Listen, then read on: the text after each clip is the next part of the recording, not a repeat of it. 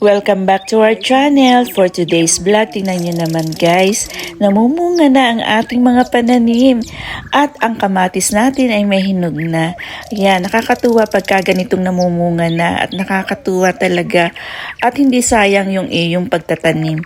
Kaya guys, kung kayo may mga lupa dyan o kahit sa paso, pwede kayong magtanim.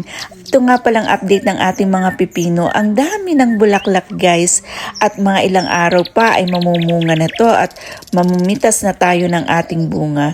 Kaya abangan nyo ang pamimitas natin ng bunga ng pipino. At ito naman mga lettuce natin, tingnan nyo guys, ang gaganda, ang lulusog at yan ay hindi pa matured kasi ang kulay niya ay light green pa. Kapag mature na yan ay medyo dark green.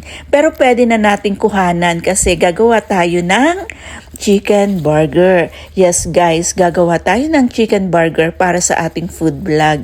At napakadali lang naman gumawa nitong chicken burger. Kaya hinugasan kong mabuti itong lettuce para pandagdag sa ating ingredients ng chicken burger. Niluto na ni Mr. itong patties at naka-ready na. At pwede na tayong gumawa. Ito, meron lang tayong bread para sa ating burger. Meron tayong keso. So, gagawin lang natin, ilalagay natin yung ganitong klase ng keso. And then, patties, chicken patties yan.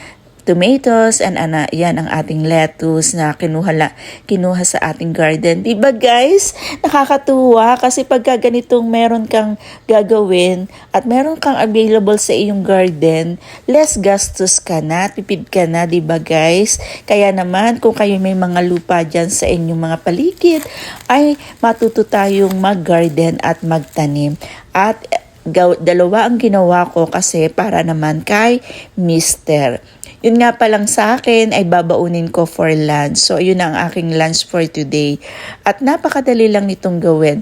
Pwede talaga itong pambaon, pang merienda, pang patlak sa inyong kung kayo may burger parties o kaya naman ay pang patlak sa inyong picnic.